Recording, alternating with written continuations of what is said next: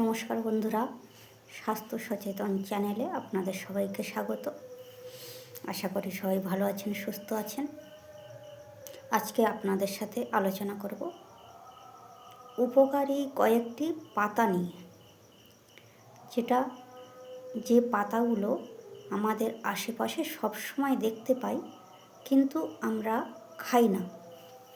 সেগুলো ঔষধের মতো, যেগুলো বলা হয় মহৌষধি, সেই মহৌষধির মতো আমাদের শরীরে কাজ করে বা উপকার করে। আমরা তো অসুখ বিসুখ হলে নানান ধরনের ট্যাবলেট বা বিভিন্ন ধরনের সিরাপ খেয়ে থাকি। সেগুলো ইমার্জেন্সিতে খেতে হয়, ডক্টরের পরামর্শ অনুসারে খাবেন অবশ্যই। অতিরিক্ত শরীর খারাপ হলে খেতেই হবে, কিন্তু তার পাশাপাশি আমি বলবো, রোজ যদি এই পাতাগুলো আপনারা সেবন করতে পারেন বা রস করে পান করতে পারেন কিংবা ভাতের সাথে মাখিয়ে খেতে পারেন, তাহলে আপনাদের শরীরে মহৌষধির মতো কাজ করবে। আজীবন আপনারা সুস্থ এবং স্বাভাবিক জীবনযাপন করতে পারবেন।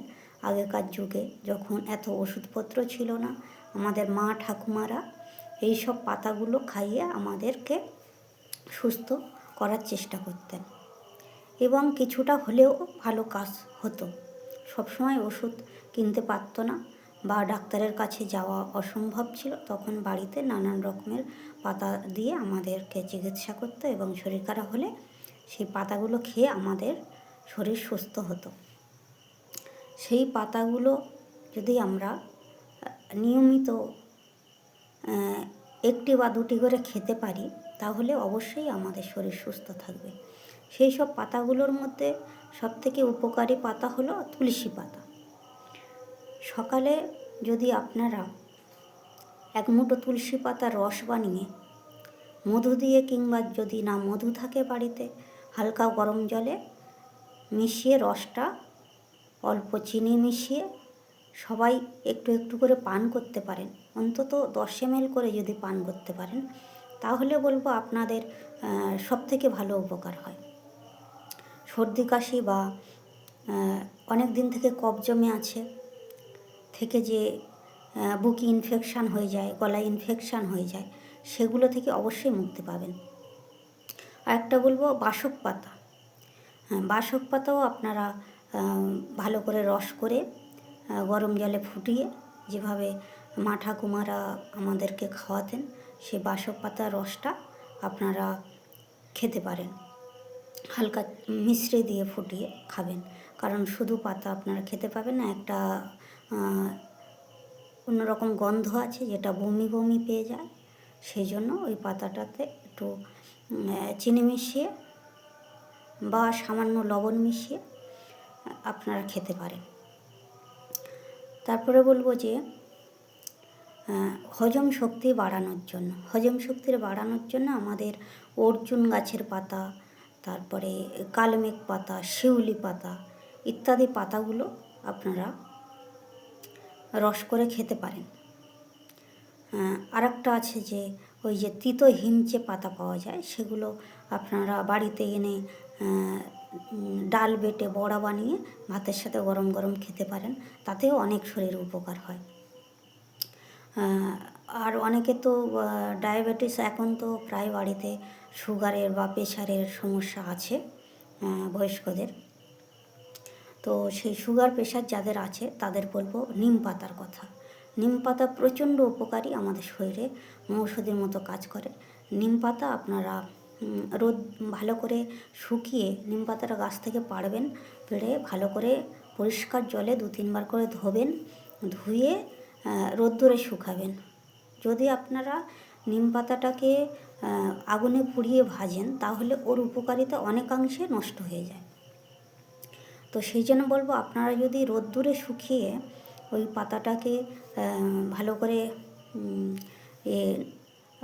মিক্সড করে, ভালো করে গুঁড়ো করে আপনারা রাখতে পারেন এবং ভাতের সাথে যদি খালি পেটের জলের সাথে খেতে পারেন তো ভালো, আর যদি না খেতে পারেন, যদি বমি পায়, তাহলে আপনারা ভাতের সাথে মেখে খেতে পারেন। আর একটা কথা বলবো যে থানকুনি থানকুনি পাতা আমাদের হজমের জন্য প্রচুর উপকার করে। থানকুনি পাতা, ব্রাহ্মী শাক এগুলো হজমে খুব ভালো উপকার করে। বিশেষ করে বাচ্চাদের সবসময় পেটে কৃমি হয় বা বমি করে দেয়, এই সব সমস্যার জন্য বাচ্চাদের থানকুনি পাতা, ব্রাহ্মী শাক রস করে এগুলো আপনারা বাচ্চাদেরকে খাওয়াতে পারেন এবং বড়রাও সবাই খেতে পারবেন। এতে কোনো খারাপ কিছু হবে না, উপকারী হবে। সেই জন্য আপনারা থানকুনি পাতা, ব্রাহ্মী শাক এগুলো রস করে রেগুলার না হলেও 2-1 দিন সপ্তাহে খেতে পারেন। আর একটা বলবো যে আপনারা জবা ফুল বা অপরাজিতা ফুল বাড়িতে চাষ করবেন প্রত্যেকে। সেটা ঠাকুর পুজোর জন্য তো আপনারা, আমাদের বাঙালি ঘরে তো প্রত্যেকের বাড়িতে থাকে অপরাজিতা ফুল এবং জবা ফুলের গাছ। সেই জবা ফুল এবং অপরাজিতা ফুল আমাদের শরীরে, বিশেষ করে মেয়েদের জন্য বলবো, ভীষণ ভীষণ উপকার করে। মেয়েদের প্রতি মাসে যে রক্তটা বেরিয়ে যায়, সেই জন্য আমাদের শরীরে যে রক্তের হিমোগ্লোবিনের পরিমাণ কমে যায় অনেকাংশে। সেই হিমোগ্লোবিন জবা ফুলের মধ্যে প্রচুর পরিমাণে থাকে। সেই জবা ফুল যদি আমরা সকালে খালি পেটে ওই পেস্ট বানিয়ে খেতে পারি জবা ফুলটাকে, বা কিংবা চা বানিয়ে, মানে জলটাকে ভালো করে ফুটালেন, ফুটিয়ে জবা ফুলের পাপড়িগুলো ভালো করে মানে ছিঁড়ে ছিঁড়ে ওই জলের মধ্যে ডুবিয়ে দিলেন, দিয়ে ঢেকে রাখলেন 2 মিনিট ঢেকে রাখবেন গরম জল, ফুটানো গরম জলের মধ্যে। তারপরে 2 মিনিট পরে খুলে দেখবেন ওই জবা ফুলের যে লাল অংশগুলো, লাল রঙগুলো ওই জলের মধ্যে মিক্সড হয়ে গেছে, জলটা একটু হালকা লাল মতো হয়ে গেছে। ওই জলটা যদি পান করতে পারেন তাহলে হিমোগ্লোবিনের পরিমাণ অনেক অংশে বেড়ে যাবে। এবং আর একটা আছে যে কুলেখাড়া শাক।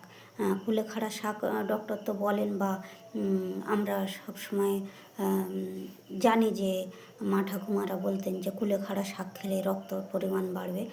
রক্তের পরিমাণ তো কিছুটা হলেও বাড়ে, কিন্তু আমাদের যে শারীরিক সমস্যা বা মেয়েদের যখন ঋতুচক্র চলে যে সমস্যাটা হয়, কুলেখাড়া শাক খেলে অনেকাংশে সেই পেটে ব্যথা বা শরীর অসুস্থতা সেইগুলো কমে। আর অপরাজিতা ফুল সুগারের জন্য মহৌষধি। সুগার যাদের আছে তারা যদি অপরাজিতা ফুল খেতে পারেন, বা নেই তারাও খাবেন, ভবিষ্যতে যাতে না শরীরে অসুস্থ হয় সেই জন্য অপরাজিতা ফুল আপনারা সকালবেলা খালি পেটে 3-4টে ফুল নিয়ে বা 5-6টা ফুল অপরাজিতা ফুল নেবেন। যে নীল ফুলটা হয়, নীল ফুলটাই উপকারী বেশি, তো ওই নীল ফুলটা নিয়ে জলে ভালো করে ধোবেন, ওদের ভিতরে পোকামাকড় থাকতে পারে, ভালো করে ধুয়ে ওই অপরাজিতা ফুল আপনারা চিবিয়ে খেয়ে কিছুটা পরিষ্কার জল পান করতে পারেন, তাতেও অনেক উপকার হয়। আর একটা কথা বলবো যে যাদের ঘুমের সমস্যা হয় তারা শুশনি শাক খেতে পারেন। শুশনি শাক যদি ভাজা করা হয় তাহলে তার উপকারিতা অনেকাংশে কমে যায়। তার জন্য বলবো যে শুশনি শাক যদি 2 মুঠো মতো নিয়ে তুলে আপনারা রস বানিয়ে খেতে পারেন। যদি সকালে না পারেন বিকালে খাবেন, কোনো সমস্যা নেই। তুলে ভালো করে পরিষ্কার জলে ধোবেন, 3-4 বার করে ধুয়ে দেখবেন যে কোনো রকমের পোকামাকড় যেন না শাকের মধ্যে থেকে যায়, তাহলে আরও অনেক মারাত্মক ক্ষতি হতে পারে, ফুড পয়জন হতে পারে আপনাদের, সেই দিকে লক্ষ্য রাখবেন। শাক পাতাতে, সমস্ত শাক পাতা ফুল ইত্যাদিতে পোকামাকড় থেকে যায়, পোকামাকড় বাসা করে, বিশেষ করে মাকড়সা বাসা করে। সেই জন্য বলবো বন্ধুরা, যাতে দেখবেন কোনো রকমের পোকামাকড় যেন না ফুল বা পাতার মধ্যে থেকে যায়, সেই জন্য আপনারা ভালো করে পরিষ্কার জলে ধুয়ে 3-4 বার করে তারপরে ওটাকে আপনারা পেস্ট বানিয়ে খাবেন বা রস বানিয়ে খাবেন। সেই শুশনি শাকটা খেলে দেখবেন ঘুমটা অনেক ভালো হবে। তো ধন্যবাদ বন্ধুরা, আজ এই পর্যন্ত। আমার ভিডিওটা একটু বড় হয়ে গেছে, তো আপনারা এটা মনোযোগ দিয়ে দেখবেন, আপনাদের উপকারের জন্যই আমি বলছি বন্ধুরা। তো ধন্যবাদ সবাইকে, অজস্র অজস্র ধন্যবাদ। সবাই ভালো থাকুন, সুস্থ থাকুন। আবার অন্য কোনো বিষয় নিয়ে আপনাদের সাথে আলোচনা করব।